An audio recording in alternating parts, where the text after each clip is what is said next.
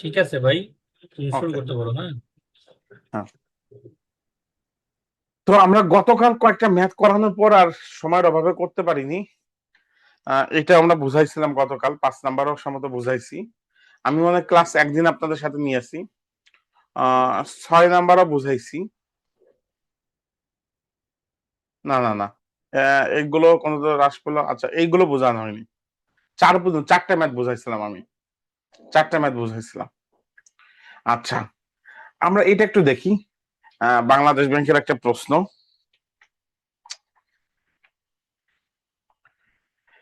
In a transaction, the profit percentage is 80% of the cost. If the cost further increase by 20%, but the selling price remains same, how much is the decrease in profit percentage? লাভ ক্ষতির অঙ্কগুলোকে ভিতরে ঢুকতে হবে আপনাকে। সহজ কথা, যেমন আমাদের এখানে যেটা বলতেছে যে আমার যদি পারচেস প্রাইস যদি আমার 100 টাকা হয়, লেট পারচেস প্রাইস 100 টাকা, সুতরাং সেলিং প্রাইস কত হবে বলেন তো? সেলিং প্রাইস একশো হবে আশি একশো একশো আশি আশি 180। আচ্ছা, 180 গেল। এখন হচ্ছে কস্ট, নিউ কস্ট হচ্ছে কত হবে বলেন তো? 120। এইগুলোর সাথে সাথে এইভাবে লিখবেন একশো হবে না, বিশ কারণ 20% বাড়ছে। তাহলে নিউ সেলিং ও কিন্তু কত হবে বলেন তো? নিউ সেলিং কিন্তু ওই একই টাকা বলছে। If the G cost sir, further একশো সেটাই আশি থাকবে। রিমেইনস আছে, মানে 180। আচ্ছা, এখন কি চেয়েছে বলেন তো? প্রফিট কতটুকু এখন হয়েছে এখন বলেন তো? প্রফিট প্রফিট হচ্ছে হয়েছে হলো স্যার 60 স্যার। 160, কিন্তু ওরা কি চেয়েছে? Decrease of. আর পার্সেন্টেজ কত এখানে, স্যার? আচ্ছা, এখানে প্রফিট কত ছিল বলেন তো? স্যার 80। আগে 80% ছিল, 80 ছিল। তাহলে এখন fifty decrease in percent profit হচ্ছে, থার্টি পার্সেন্টেজ। পার্সেন্ট কমছে। আচ্ছা, decrease in profit percentage, profit percentage.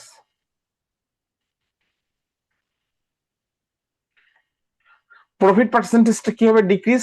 আমাদের 20 কমছে, কত কমছে? 20 বিশ স্যার। টাকা কমছে। কত টাকায় কমছে? 80-তে কমছে। এখানে অনেকে ভুল করেন, অনেকে 60 দেন নিচে। না, পূর্বেরটা, আপনি বড় লোক হয়েছেন না গরিব হয়েছেন, আমি বর্তমানে স্ট্যাটাস দেখে বুঝবো না। আমি বুঝবো আপনার পূর্বের স্ট্যাটাস কি ছিল, সেটাই দেখে আমরা বুঝবো। 20 4 বার যায়, 4 এখানে কয়বার যায়? 25 বার যায়। উত্তর হবে কত পার্সেন্ট বলেন তো? 25% ডিক্রিজ। Yes, sir. অ্যান্সার হবে ডিক্রিজ 25%। 25%। আপনাকে এরকম টাইপের অঙ্ক আসবে, কথা বলছেন, কিন্তু বুঝতে হবে আপনাকে।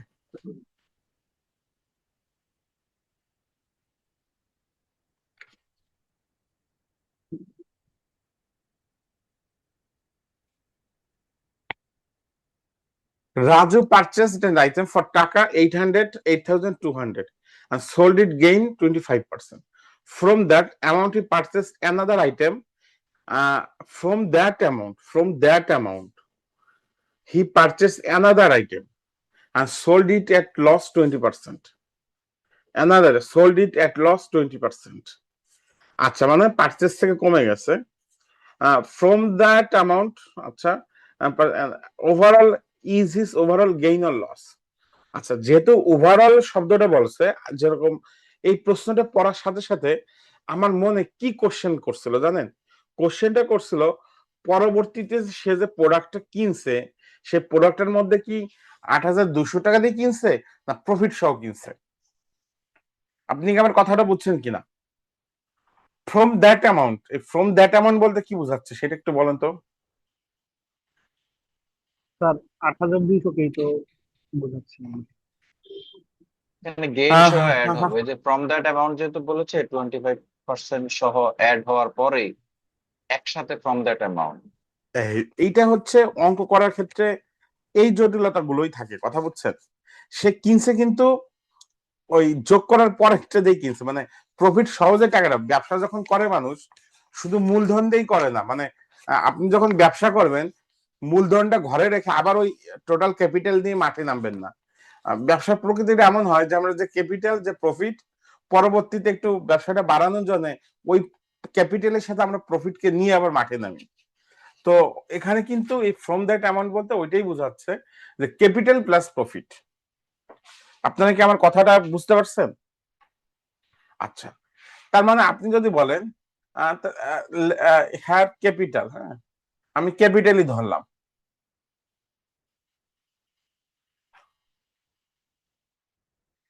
আচ্ছা টোটাল শব্দটা দরকার নেই, সেলিং প্রাইস কত হবে? দেখেন আপনাদের আমি প্রফিট লস ক্লাসটা নিয়েছিলাম, আমার মনে আছে। এখন কিন্তু আমরা সুবিধা পাবো। 125 বাই কত হবে বলো তো? 100। আচ্ছা এখানে কি কি বের করতেছি? সেলিং প্রাইস বের করব। আর এটাও কি প্রাইস বলেন তো? Cost price. আচ্ছা এইটার উপর সেলিং প্রাইস হবে, সেলিং প্রাইস হবে এর নিচে, ঠিক আছে 120 ভাগ 100। 10,250 আমি করছিলাম বসে। 10,250 টাকা। আচ্ছা তাহলে another item, purchase price of another item কত হবে? পারছি যে এই 10,250 হবে তখন প্রাইস কস্ট অফ, প্রাইস।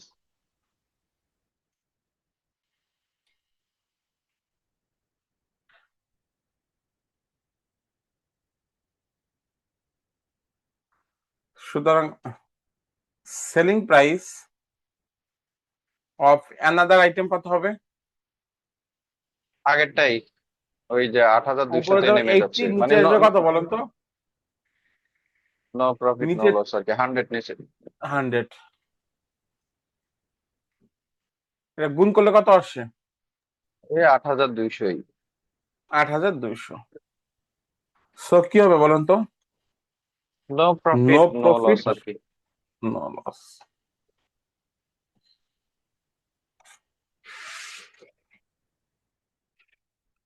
আচ্ছা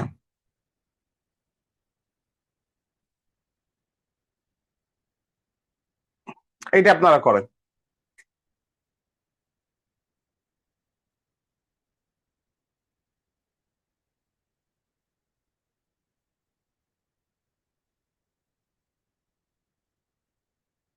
If the price commodity decrease by 20%, consumption increase by 20%, then how much the total expenditure increase or decrease?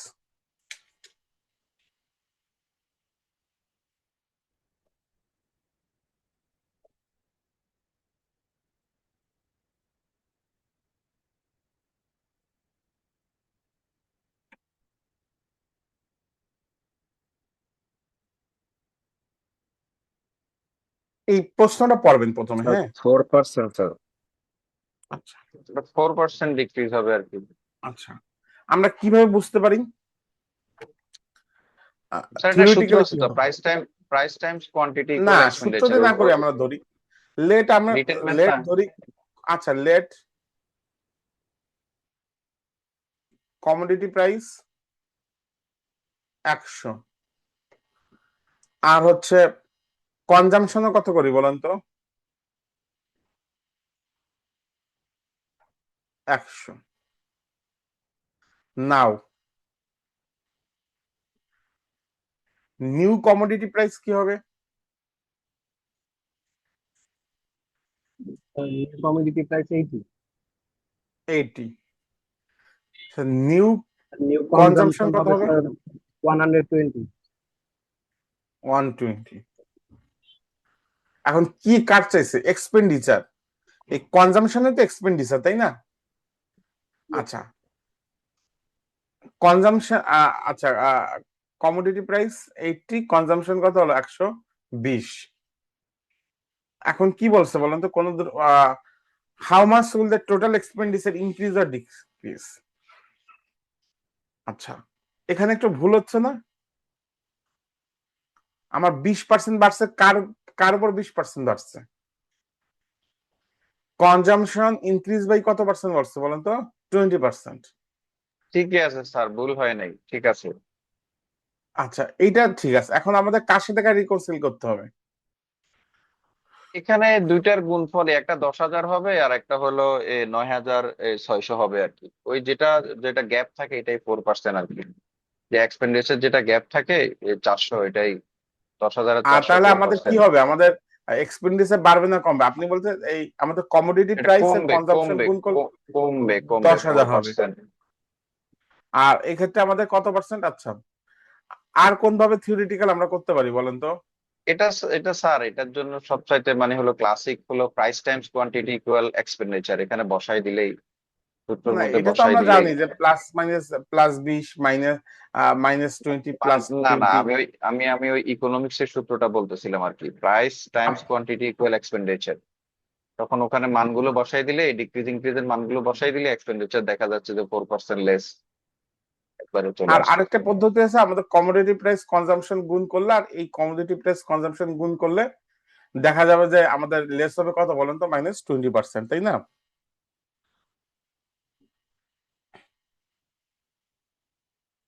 বুঝলে ওইটাই ওইভাবেই করে, কথা বলছেন। এখানে টোটাল কস্ট ধরা হয়, টোটাল এক্সপেন্ডিচার ধরা হচ্ছে, এক্সপেন্ডিচার ধরা হচ্ছে কত বলেন তো? 1,000, 100 গুণ 100, 10,000। আর এখানে টোটাল এক্সপেন্ডিচার ধরা হয়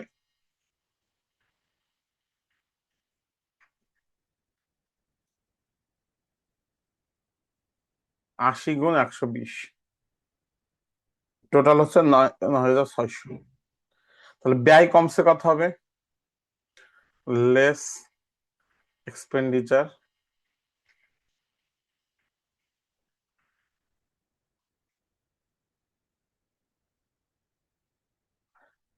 400। তো পার্সেন্টেজ 400 কমছে কততে বলেন তো?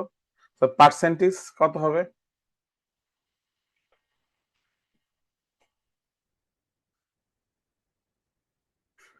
400 কমছে হচ্ছে 10,000 গুণ 100%।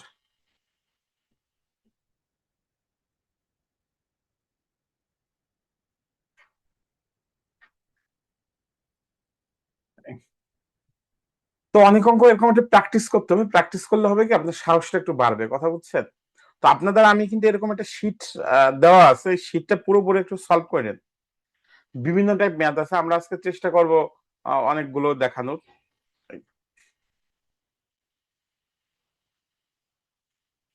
এটা দেখেন তো কি বলছে, জিটিসিএল, এইগুলো সব আইবিএর প্রশ্ন। A survey of N people in the town of Eros found that 50% of them prefer brand A.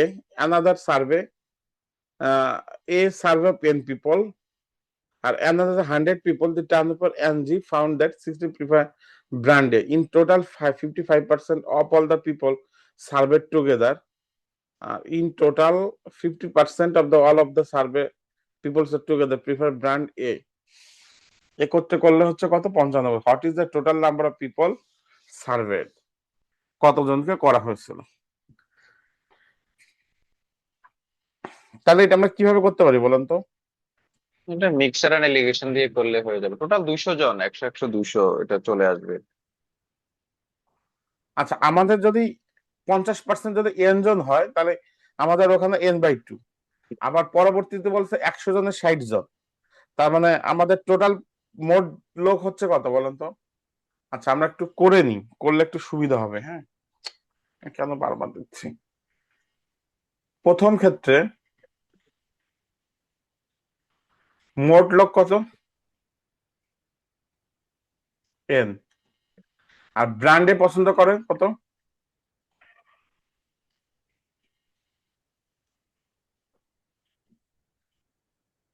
n/2। দ্বিতীয় ক্ষেত্রে মোট লোক কত? 100। ব্র্যান্ড এ পছন্দ করে কত? 60 জন, তাই না? 60 জন পছন্দ করে। আবার মোট হচ্ছে কত? n+100। এদের মধ্যে ব্র্যান্ডে পছন্দ করে কতজন?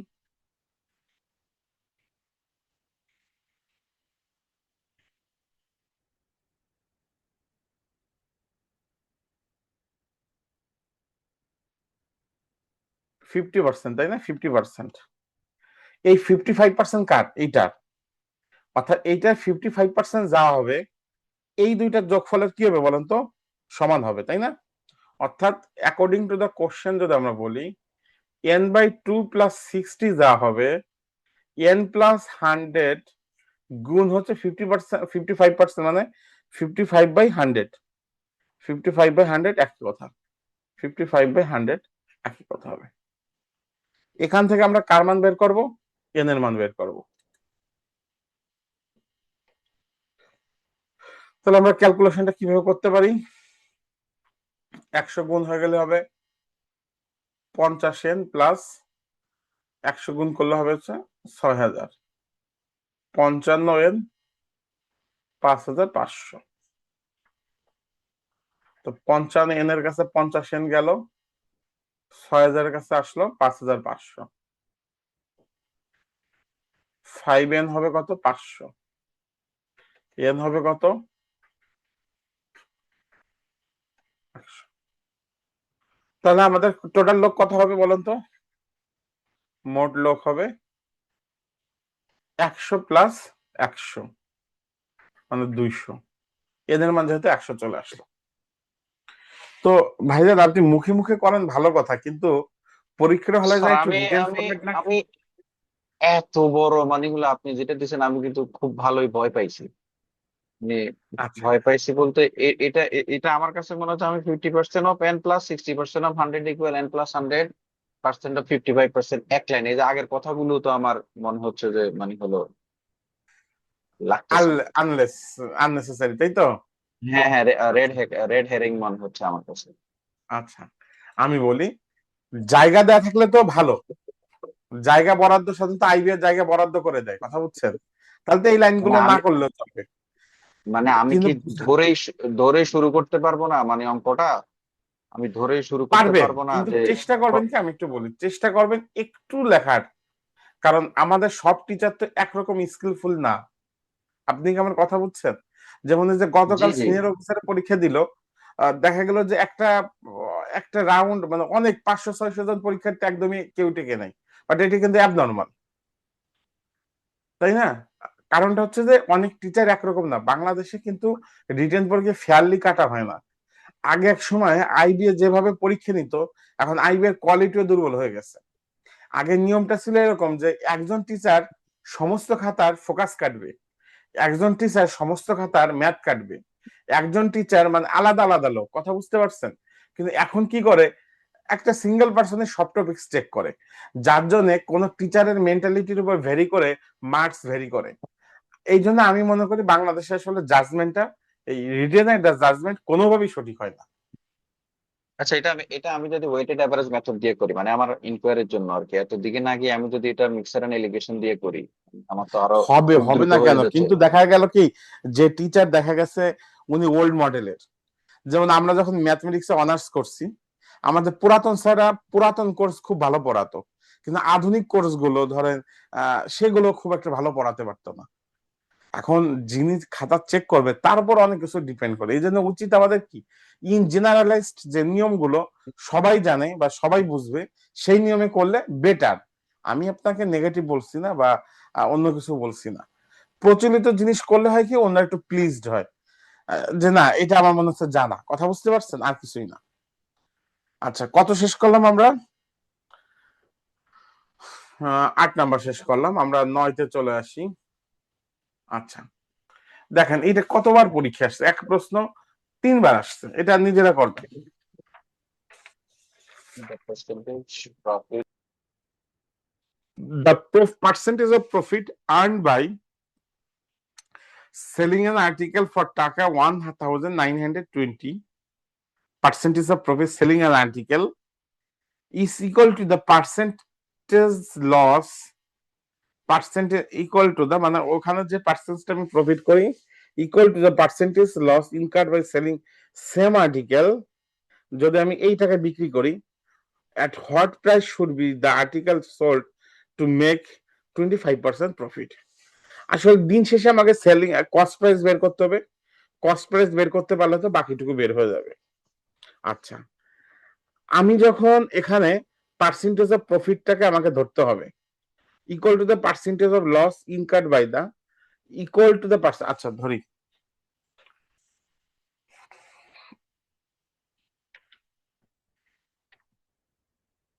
এটা হচ্ছে আমাদের সেলিং প্রাইস, তাই না? কস্ট প্রাইস এর মধ্যেও আছে। আচ্ছা এটা হচ্ছে সেলিং প্রাইস। আচ্ছা আমরা দেখি এইভাবে হয় কিনা, আমি একটু করে দেখি।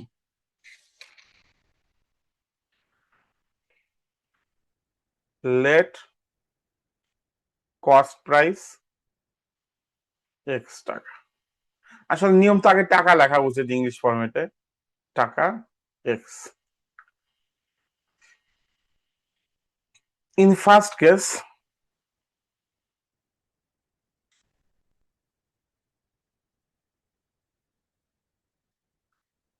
প্রফিট কতটুকু হবে?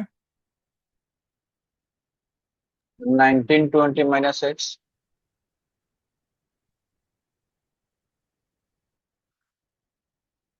ইন সেকেন্ড কেস লস কতটুকু হবে? X minus 12 1280। আচ্ছা এই দুইটা অ্যামাউন্ট কি সমান? যদি ওরা বলেছে পার্সেন্টেজ অফ প্রফিট, আচ্ছা আমার পার্সেন্টেজ অফ প্রফিট আর লস সমান পার্সেন্ট, তার মানে কি আমার তো ক্রয় মূল্যের অ্যামাউন্টটা উপরে সমান হবে, প্রফিট লস, তাহলে তো সমান হবে। মানে আমি বোঝাতে চাচ্ছি যেটা মানে যদিও অঙ্কের ফাঁদ হচ্ছে এটা, বলে দিচ্ছে পার্সেন্টেজ অফ প্রফিট, কিন্তু আমি ইকুয়াল করতেছি কি অ্যাকুরেট প্রফিট লস। কারণটা হচ্ছে প্রফিটের পার্সেন্টেজও আমার কস্ট প্রাইসের উপর হিসাব করা হয়, লস ও কস্ট প্রাইসের উপর হিসাব করা হয়, যার কারণে দুইজনই সমান হবে। According to the question, 1920 minus x, x minus 120, 80. 1920 plus 1280, x plus x. 2x হবে 0, 8 দিয়ে 10 এর 0 হাতে 1, 3 9 3 12 2 হাতে 1 2 22। আচ্ছা আমরা ভুল করছি না? স্যার যোগ করে হবে স্যার 10 এর ওইখানে 0 হাতে 1, হ্যাঁ, তিন 3 আর 3200 9 হবে, কত হবে? স্যার 32 হবে স্যার। আচ্ছা হ্যাঁ 32 হবে। x হবে কত? x 1600। আচ্ছা তাহলে আমরা কি পেয়ে গেলাম? কস্ট প্রাইস পেয়ে গেলাম, তাই না?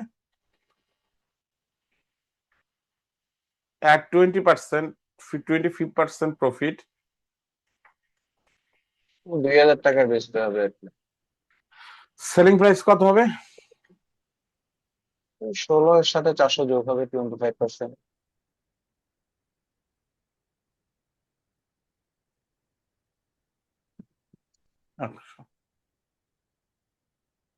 1600 আর 16 গুণ 25 মানে 400, 2000। দেখেন এই প্রশ্নটা যতটা আপনার কাছে সহজ মনে হচ্ছে, পরীক্ষার হলে গেলে কিন্তু বিভিন্ন কারণে প্রশ্নটা এত সহজ মনে হয় না, মনে হয় যেন কি জানো, কারণ তখন আমাদের টেনশন একটা কাজ করে। এই জন্য আপনারা চেষ্টা করবেন এই মডেল টেস্ট গুলো একটু বেশি বেশি দেওয়ার। আর মডেল টেস্টে একটা কাজ করবেন, এই ফোকাসে শুধু পয়েন্ট লিখবেন আর বাকিগুলোতে একটা গুরুত্ব দিবেন, কারণ ফোকাসটা আনকমন থাকতে পারে, ফোকাসটা এখানে বিশেষ লিখে কোনো লাভ নেই। ধরেন কাবিল ভাই যদি 5টা মডেল টেস্ট নেয় 5টাই পরীক্ষা দিবেন, আপনি ফোকাসে শুধু পয়েন্ট গুলো লিখবেন কিন্তু বাকিগুলো ফুল অ্যান্সার করবেন। দেখা গেল 2 ঘন্টা আপনি অন্য কিছু লিখতে পারলেন না, সমস্যা, ফোকাসে পয়েন্ট গুলো মনে থাকতে পারলে সময় থাকলে আপনি লিখতেও পারবেন, এটা মাথায় রাখবেন। আচ্ছা আমরা 9 পরে চলে আসি 10-এ।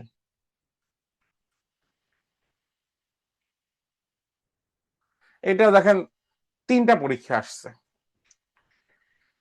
In an organization, 30% of the employees live over 10 miles from the work.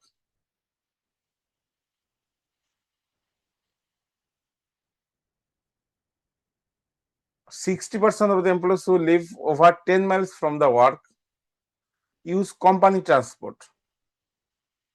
মানে 30% হচ্ছে 10 মাইল দূরে বাসা বসবাস করে, তাদের 60% হচ্ছে কোম্পানি ট্রান্সপোর্ট ব্যবহার করে। আর এই 40% employees of the company transport, আচ্ছা কি বলছে, 60% of the employees who live over 10 miles from work use company transport. If 40% of the employee, 40% হচ্ছে total employee 40% of the company use company transport. What percent of their employees live 10 miles or less from work use company transport? আচ্ছা, what percentage of the employees live 10 miles or less from work and use company transport? তাহলে আমরা কিভাবে এগোতে পারি বলেন? প্রথমে total 100 ধরে নিয়ে যে টেন মোট মাইল দূরত্ব কর্মচারীদের হবে 100 হলো ধরতে 30 হবে, তাই জন, না? আর 10 মাইল, হ্যাঁ মানে আমি আইবিএর ম্যাথের মানে মজাটা এখানে যে অঙ্কটা দেখতে পড়তে মনে হচ্ছে টায়ার্ড হয়ে যাচ্ছি, কিন্তু দেখবেন করতে গেলে এতটা কঠিন না। তো আমাদের পরীক্ষার হলে এও একটা কিন্তু মানসিক চাপ কাজ করে। অনেক দূর পড়ার পর মনে হচ্ছে অনেক জটিল হবে, দেখা যাচ্ছে না অঙ্কটা অনেক সহজ। আমি আইবিএর প্রশ্নগুলো সলভ করতে যাই, এটাই আমার কাছে মনে হয় আর কি। আচ্ছা,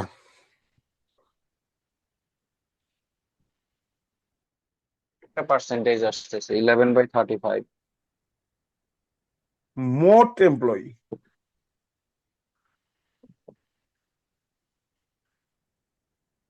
100 জন, 10 মাইল দূরে বাস করে কতজন? 30 দূরে জন। বাস করে 30 জন। 10 মাইল দূরে বাস করে কিন্তু ট্রান্সপোর্ট ব্যবহার করে কতজন হবে বলেন তো? স্যার 18 জন স্যার। 30 এর কত পার্সেন্ট? 60%। 60%, 18 জন স্যার। 18 জন। আচ্ছা, মোট এমপ্লয়ি ট্রান্সপোর্ট ইউজ করে কতজন? স্যার 40 জন। ট্রান্সপোর্ট ইউজ করে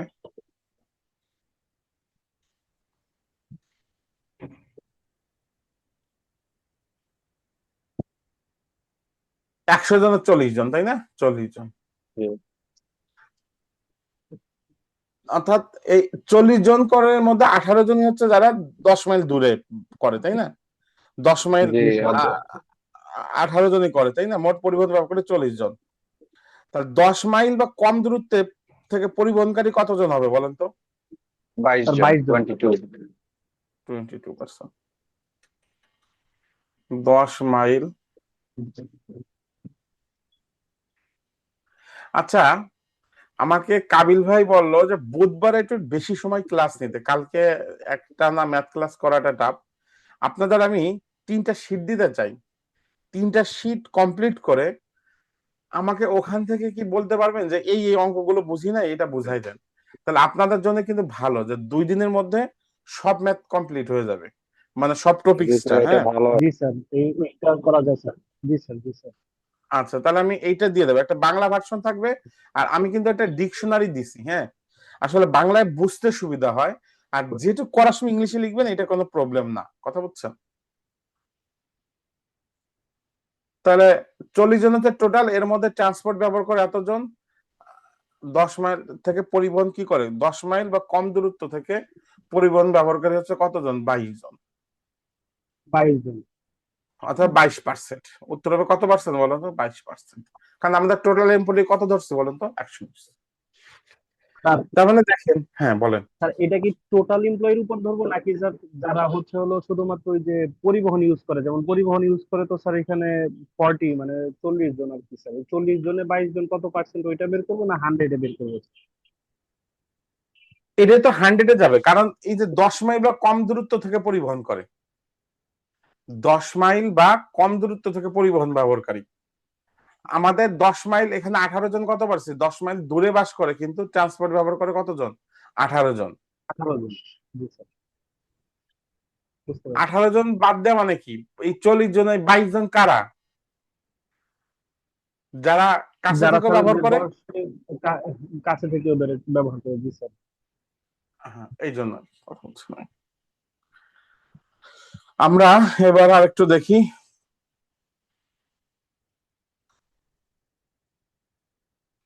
মিশ্রণের কিছু অংশীদারিত্বের কিছু অঙ্ক করা দরকার ছিল আমাদের। আচ্ছা, এইটা একটু দেখেন তো কি লেখা আছে।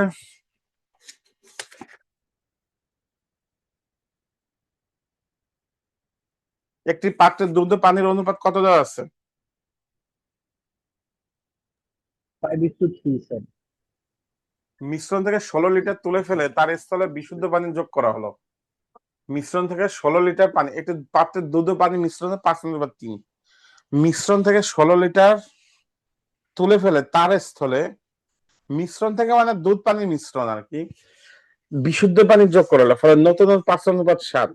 মূল মিশ্রণের পরিমাণ কত ছিল নির্ণয় করো। In a container, the ratio of milk and water is mixture is 5:3. If 16 liters of the mixture are removed from and replaced with new ratio becomes এত। তা 16 লিটার তোলার কারণে আমার কি দুধও কিছু চলে গেছে, যার কারণে পানির পরিমাণ বেড়ে গেছে, তাই না? কারণ অ্যাবসলিউট পরে আমরা কি দিছি, পানি প্রবেশ করাইছে, পানির পরিমাণ বেড়ে গেছে।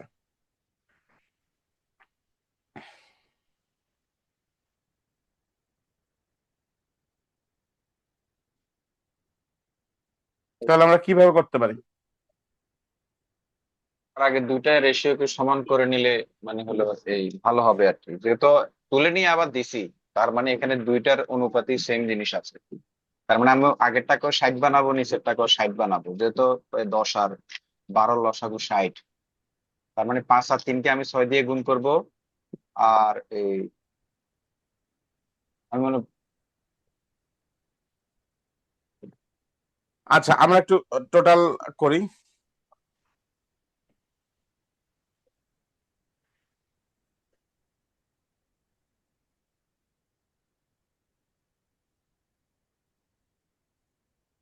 আপনাদের তো দুধ কতটুকু হবে?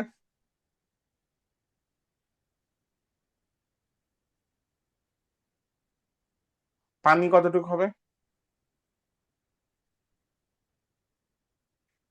এটা তো জানি অনুপাতের বৈশিষ্ট্য অনুযায়ী, তাই না? আচ্ছা, দুধ ও পানির থেকে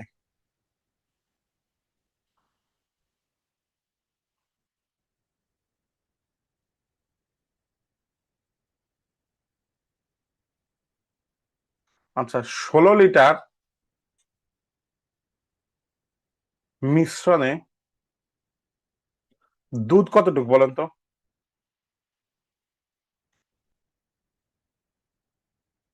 10 10। লিটার। আর পানি আর এটা কতটুকু? হলো পানি 6। 6 লিটার। আচ্ছা। এখন নতুন মিশ্রণে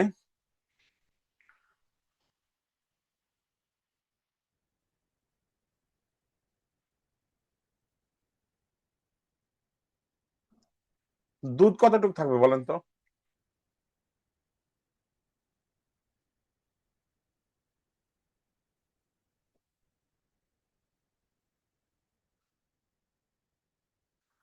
এবং পানি কতটুকু থাকবে বলেন তো?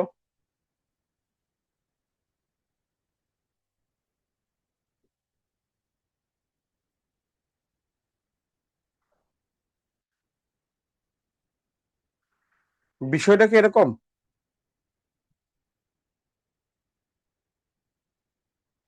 আমার নতুন মিশ্রণে তো পানি আর বাড়বে না, বরং দুধ কমে গেছে। আর নতুন মিশ্রণে পানি কি হচ্ছে বলেন তো, বেড়ে গেছে। বা এখানে যদি আমরা একটু ক্যালকুলেশন করি, 8 5t মাইনাস 80, লাভ কি হচ্ছে 3t প্লাস 80 ভাগ 8। অনুপাত করলে কি হবে বলেন তো? আচ্ছা, এখন মিলে যাবে, এখন মিলে যাবে, নতুন অনুপাত তো দেয়াই আছে। এখন 5t মাইনাস 80 ভাগ ভাগ 3t প্লাস 80 ভাগ 8 সমান সমান হবে কত জানো? 7, 5:7।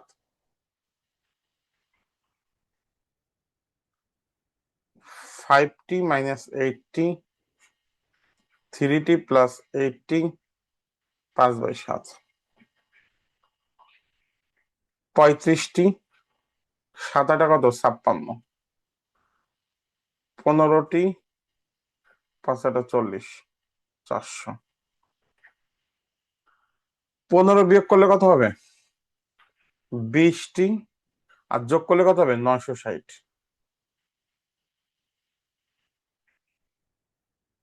4 8, 3 মান ছিল 48। কি চেয়েছে প্রশ্নে? মূল মিশ্রণের পরিমাণ ছিল 48 লিটার। হ্যাঁ ঠিক আছে, একেবারে সহজও না একেবারে কঠিনও না, মিক্স মোড। সবাই কি বুঝতে পারছেন এটা?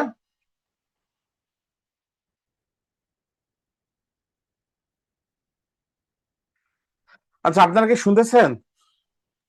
জি স্যার, শুনতেছি। এটা জটিল লাগলো, কিন্তু আমার মানে হলো এই যে ইকুয়েশন মানে রেশিও ইকুইভ্যালেন্স দিয়ে করছিলাম তো আমি এই ম্যাথ গুলো, এই কারণে মানে হলো। এখন রিটেনে ভাই একটু প্রিলিতে যেভাবে করেন কোন আপত্তি নাই, এটা কিন্তু প্রচলিত পদ্ধতি। আমরা কিন্তু এইভাবে বিসিএস টিসিএস এইভাবে মানে প্র্যাকটিস করছি, কথা বুঝছেন? তার মানে আমি এটা আমি কিন্তু কি আমি কি আমি রেশিও ইকুইভ্যালেন্স দিয়ে করতে পারবো না? মানে এটা কি অ্যালাউ না? অ্যালাউ, আমি বলি না যে অ্যালাউ না, কিন্তু যে বললাম যে আমাদের দেশে তো যে দেখেন না যে এসএসসির খাতা চেক করায় ছাত্রদের দিয়ে, টিচার যদি তার ওয়াইফকে দিয়ে খাতা চেক করায় তখন তো ঝামেলা। আপনার খাতা যদি আমি চেক করি তাহলে তো আপনি বোনাস পয়েন্ট পাবেন। আপনি কি আমার কথা বুঝছেন? এখন সে একটা আমি জিনিস আপনার মাথায় কথা। রাখবেন, আমার কথা শোনেন। আমি না ম্যাথে পড়ার সুবিধাতে ইংলিশটা একটু পারি, যে ইংলিশে পড়ে সে কি ম্যাথ ফুল পারবে না। এখন ডিপেন্ড করে খাতা চেক করার পদ্ধতির উপর। আমি বারবারই কিন্তু একটা জিনিসের গুরুত্ব আরোপ করতেছি, খাতা চেক করার পদ্ধতির উপর ডিপেন্ড করে। যদি এমন হয় যে একজন টিচার দায়িত্ব নিয়েছে 200 খাতা দেখবে বা 500 খাতা দেখবে, আরেকজন টিচার 500 খাতা দেখবে, সেক্ষেত্রে প্রবলেম। কিন্তু এমন যদি হয়ে যায় একজন টিচারই সব খাতার ম্যাথ চেক করবে, তাহলে আপনি পজিটিভ। ভাইজান কি আমার কথা বুঝছেন কিনা? বুঝছি। এই জন্য সবসময় প্রচলিত পদ্ধতিতে একটু দেখবেন, আর না পারলে তো করবেন, না পারলে করবেন। আবার আরেকটা খুব খারাপ পদ্ধতি, যেটা আমি একদিন এটা নিয়ে আমি তর্ক করছি, যদিও এটা ধরেন আমাদের এই স্যার আবার খাতা চেক করে, কোনগুলো চেক করে জানেন? যারা প্রাথমিকভাবে উত্তীর্ণ হয়েছে তাদের খাতা চেক করে, কিন্তু যারা যে অ্যালাউ হলো না রিটেনে তাদের খাতা চেক করে না। নিয়ম কিন্তু যারা অ্যালাউ হয়নি তাদের খাতাটাও চেক করা উচিত। আমাদের এই স্যারের উচিত সে খাতাটাও আবার একবার পুনরাবৃত্তি করা উচিত, যে অঙ্কটা কাটলো কেন কাটলো, আসলে কি ভুল হলো না, এইটা চেক করে। এটা চেক করে কাদের? যারা অ্যালাউ হয়েছে, যে মার্কস ডিস্ট্রিবিউশনটা ঠিক আছে কিনা। আচ্ছা, আমরা আর এই কথা নিয়ে আর না বাড়াই, হ্যাঁ। এই জন্য সবসময় প্রচলিত পদ্ধতিতে নিয়মটা করলে রিটেন বেটার। প্রিলিতে তো আপনি যেভাবে করেন সেটা নিয়ে আমাদের কোনো মাথা ব্যথাই নেই, একদমই নেই। আমার কথা শুনতে পাচ্ছেন? বলেন।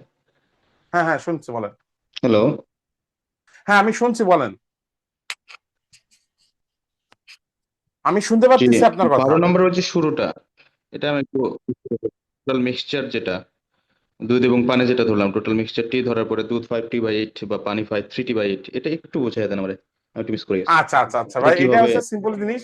আমরা বলি এই 5/3 মোট ভাগ কত বলেন তো? 8 ভাগ। 5/3 মানে কি? মোট ভাগ কত? 8 ভাগ। তাহলে দুধ আছে কতটুকু? জি 8 ভাগের মধ্যে 5 ভাগ। আর পানি আছে কত? 8 ভাগের মধ্যে 3 ভাগ।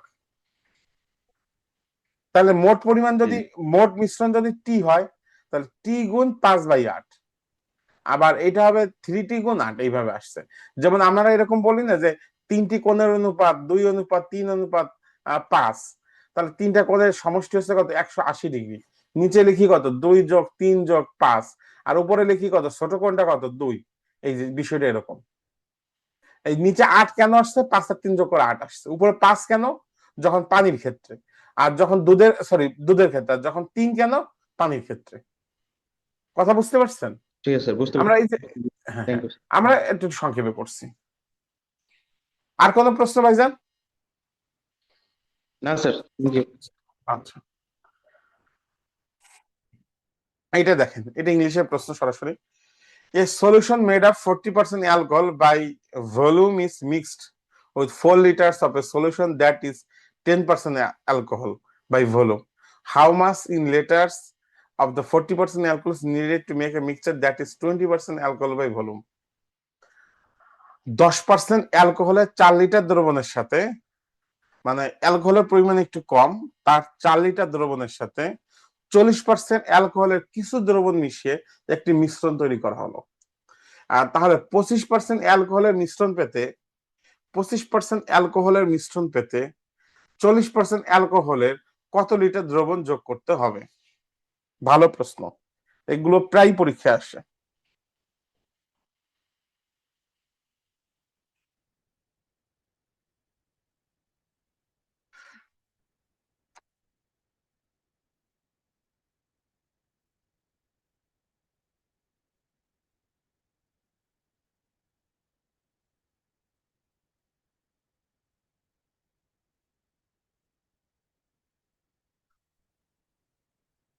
A solution made up 40% alcohol by volume is mixed and 4 liters of the solution that is 10% of alcohol.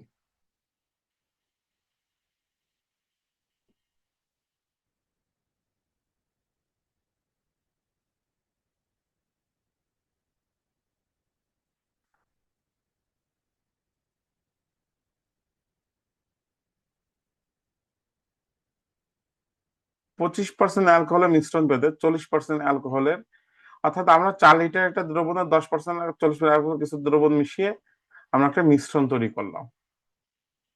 আচ্ছা,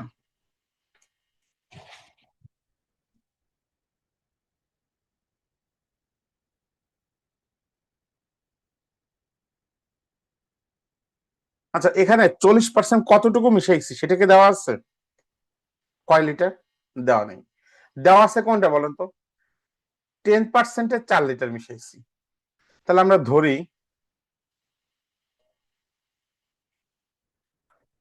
40% দ্রবণের পরিমাণ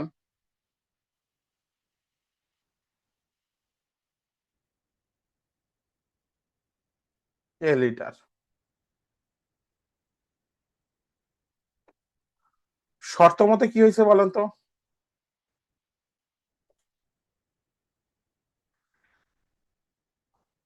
এ 40% আর 4 লিটারের কত পার্সেন্ট বলেন তো? 10%। সমান সমান হচ্ছে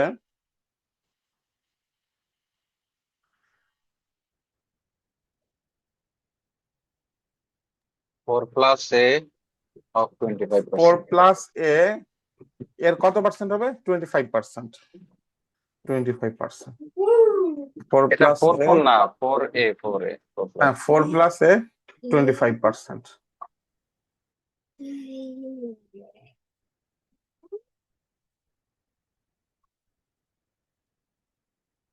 আমার কাছে যেটা মনে হয়েছে প্রশ্নটা বর্ণনা করতে ভুল করছে, তাই না? প্রশ্নটা যদি এইভাবে বলতো কথাটা, 10% অ্যালকোহলের 4 লিটার দ্রবণের সাথে 40% অ্যালকোহলের কিছু দ্রবণ মিশিয়ে 25% অ্যালকোহলের মিশ্রণ তৈরি করা হলো।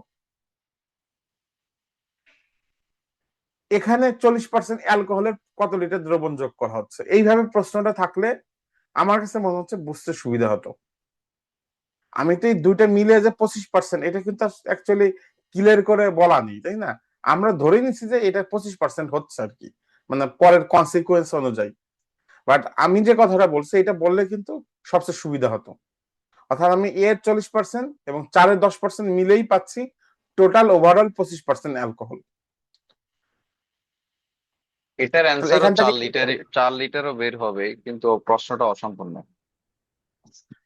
আচ্ছা, 4/100 হবে প্লাস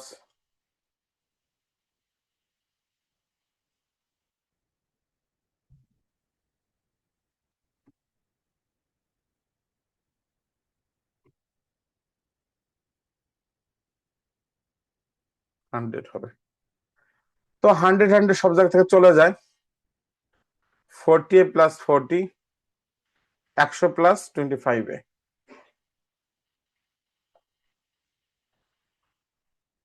তাহলে এখানে 15 থাকবে 60। 60/50, 4, অর্থাৎ 40% 4 লিটার মিশানো হয়েছে। 25% মিশাতে 40% 4 লিটার মিশানো হচ্ছে, আর এটা না করলেও চলে, তাই না? এই, সুতরাং 40% 4 লিটার মিশানো হচ্ছে।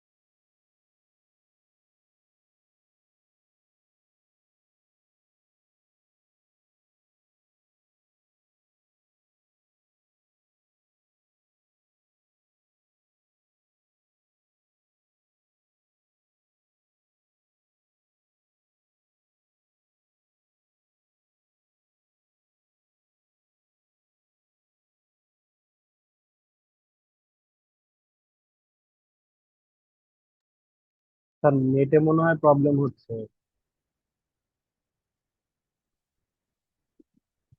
দেখতে পাচ্ছি। আচ্ছা, আপনারা সবাই ব্যাংকিং জিকে কোন জায়গা থেকে পড়তেছেন? কেউ একজন কি আমাকে একটু পরামর্শ দিতে পারেন? বাজারে কোনো বই, ভালো বই আছে কিনা ব্যাংকিং জিকের জন্য? ব্যাংকিং জিকের জন্য তো আমি এখনো কোনো কিছু দেখি নাই, তবে আমার মনে হচ্ছে আলাল স্যারের একটা বই আছে খুব সম্ভবত, আলালস ব্যাংকিং আওয়ার নাকি যেন একটা, ওই ওইটা অনেকেই পড়তেছে দেখলাম। আমাকে একজন সাজেশন দিল বাজারে মনে হয় স্পটলাইট জিকে টাইপের কোন একটা বই আছে অনেক, এটা তো কিন্তু দেখলাম যে এটা অনেক থেকে অনেক বড় সড়ো, অত একটু শর্টকাট হইলে ভালো হয়। এই 100 পৃষ্ঠার মধ্যে কোনো কিছু।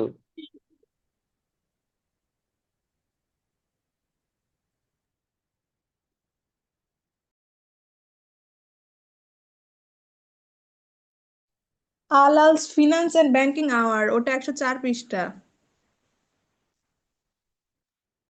হ্যাঁ, থ্যাংক আমার ইউ, এখানে থ্যাংক ইউ। অনেকেই এটা পড়তেছে আর কি, এই জন্য আমি এটা বললাম আর কি।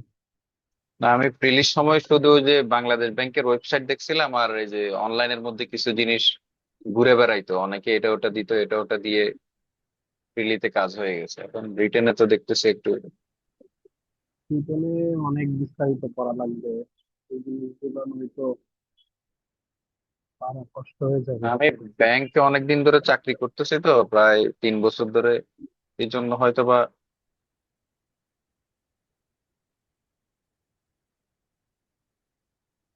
কিছু জিনিস জানি।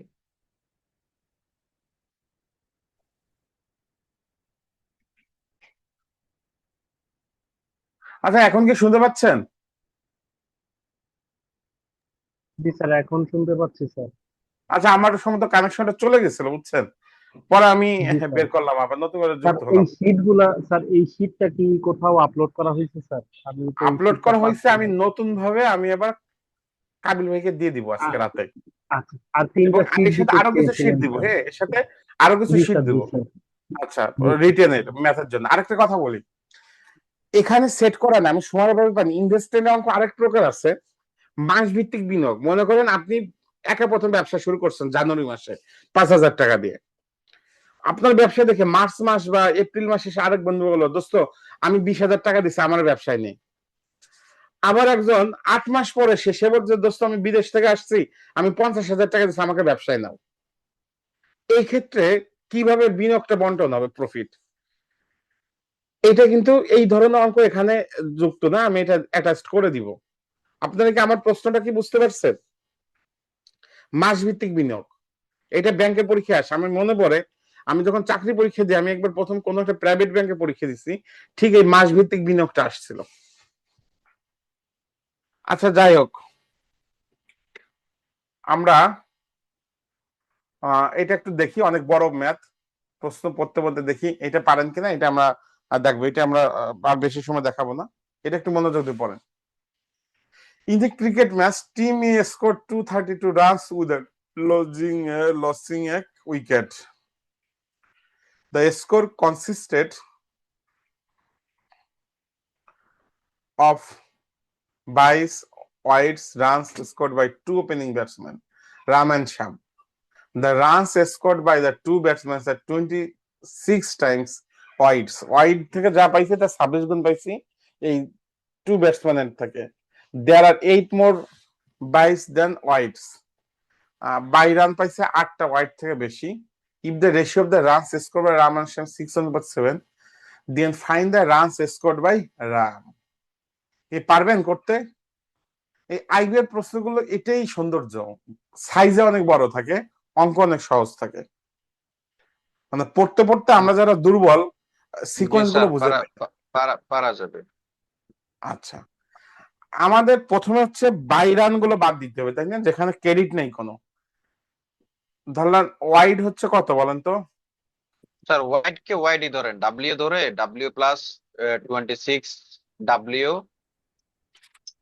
দাঁড়ান, প্লাস ডাব্লিউ প্লাস 8, এক এটা ধরে মিনিট এক মিনিট। 232 দিলে ওয়াইড এর ভ্যালু চলে আসবে। আচ্ছা,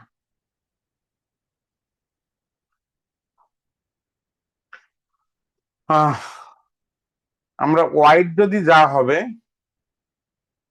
আর রান করছে কত বলেন তো? 26 টাইম হচ্ছে ওয়াইড, এটা হচ্ছে রান করছে, তাই না, রান করছে। আর হচ্ছে there are 8 more byes than wides, W+8, বা আমরা বলতে পারি প্লাস W+8।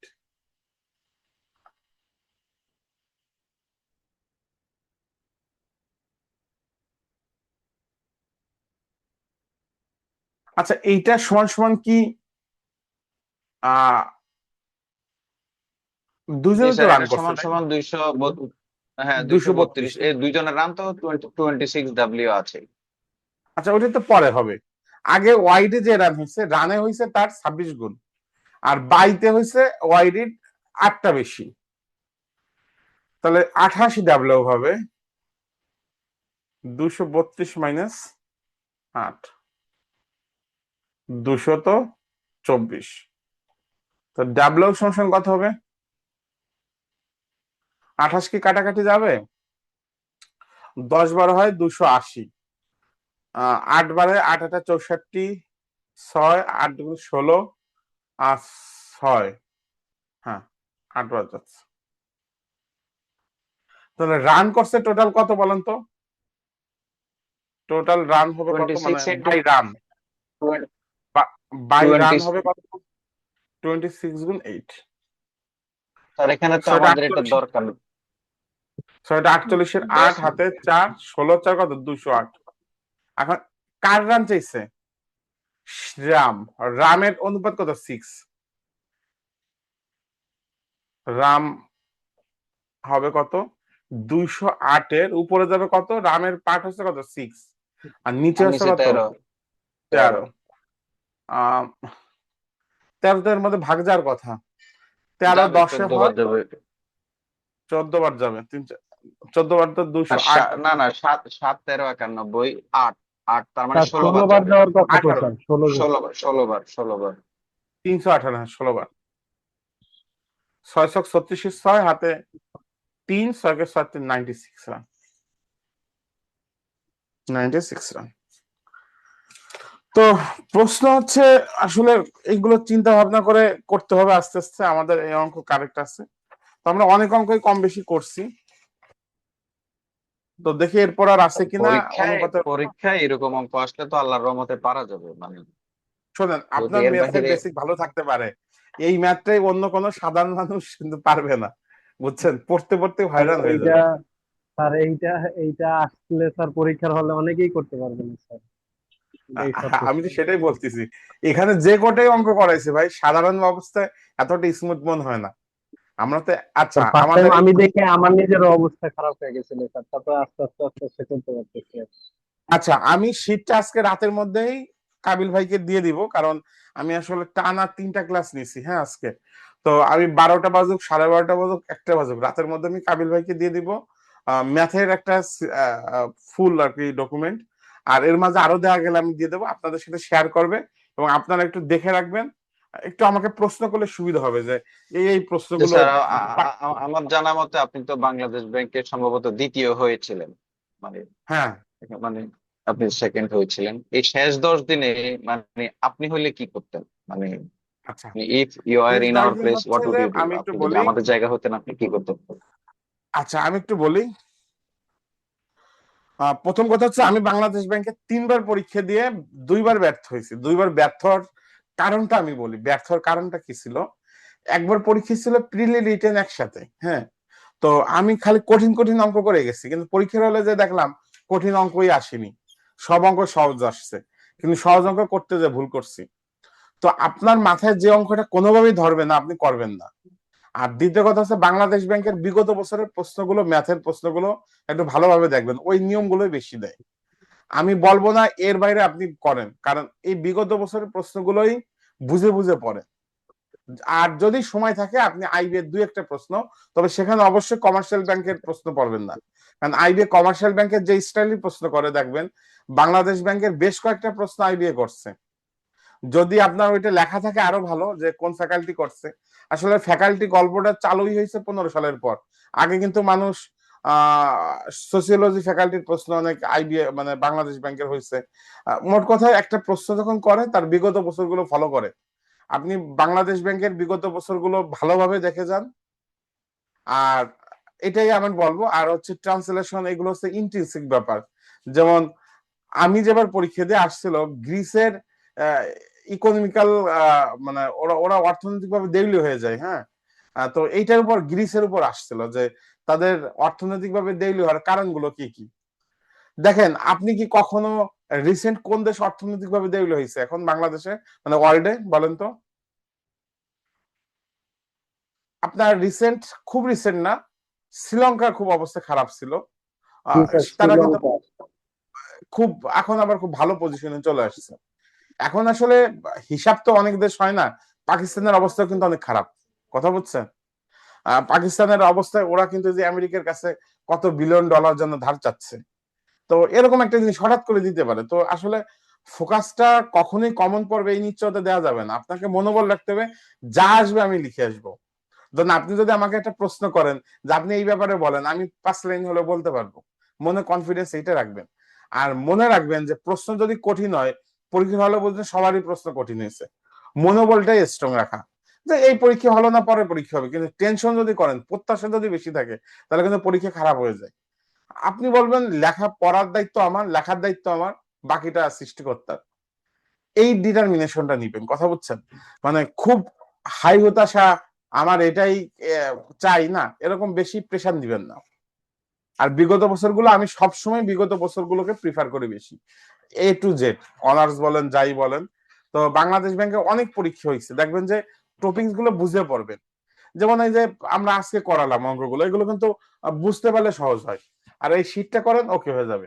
আর এই কয়দিন রুটিন মাফিক পড়েন, খুব রাত জাগার দরকার নেই। আপনি ট্রান্সলেশন গুলো নিজের মতো করে করেন, মানে খুব প্রেশার নিবেন না। আমার কথা হচ্ছে, প্রেশার নিতে যায় পরীক্ষা খারাপ হয়ে যাবে। আপনি বিগত বছরের প্রশ্নগুলো 2 দিন নেন, 7 দিন, 7 তারিখে পরীক্ষা, তো আপনি মনে করেন এই মাসের 31 তারিখ পর্যন্ত বিগত বছর শেষ করেন, তারপরে কিছু পরীক্ষা দেন। বড় জোর হলে আইবিএ 2-4টে প্রশ্ন দেখেন। বেশি প্রশ্ন দেখতে যায় না, আবার মাথা গরম হয়ে যাবে, কথা বুঝছেন? আপনি টার্গেট নেন, এই 31 তারিখের মধ্যেই আপনি বিগত বছরটা কমপ্লিট করবেন, তারপরে বাকিটা ঠান্ডা মাথায় দেখবেন। কারণ এটা হচ্ছে ইন্টেন্সিটির উপর ডিপেন্ড করে, মানে আপনার নিজের ভিতরে কি আছে, কথা বুঝছেন? বাংলাদেশ ব্যাংকে অনেক শিক্ষার্থী আছে যে খুব পড়া না, মেধাবী, কিন্তু চাকরি হয়ে গেছে। তো এই পর্যন্তই থাকুক। আন্তর্জাতিক সাম্প্রতিক গুলো দেখেন, ওই যে কারেন্ট ওয়ার্ল্ড বা কারেন্ট অ্যাফেয়ার্স দুইটাই কিনবেন 2 মাসের, দেখবেন ওদের প্রথম দ্বিতীয় তৃতীয় পৃষ্ঠা থাকে না সাম্প্রতিক গুলো, এখান জি থেকে স্যার। প্রশ্ন আসে বেশি, কথা বুঝছেন? দেখুন ওখান থেকে অনেকগুলো, ওখানে তো এমসিকিউ আকারেও থাকে, আবার প্রশ্ন আকারেও থাকে। কারণ আমাদের স্যারেরা কিন্তু, যারা টিচাররা, এরা মাসে পত্রিকা রাখে এবং পত্রিকার সাথে কারেন্ট অ্যাফেয়ার্স রাখে, এবং ওখান থেকে প্রশ্ন কিন্তু বেশি কমন আসে। তো আমরা এই স্যার পর্যন্ত আমাদের রাখতে পারি। সিটটা কি তাহলে স্যার, সিটটা কি তাহলে স্যার আজকে রাতে পাবো ইনশাল্লাহ? হ্যাঁ, আমি কাবিল ভাই হোয়াটসঅ্যাপে বা আপনাদের হোয়াটসঅ্যাপে দেবো, কাবিল ভাই ইস্যু দিয়ে দেবো। হ্যাঁ, ওকে। জি স্যার, জি স্যার, থ্যাংক ইউ স্যার, আসসালামু আলাইকুম।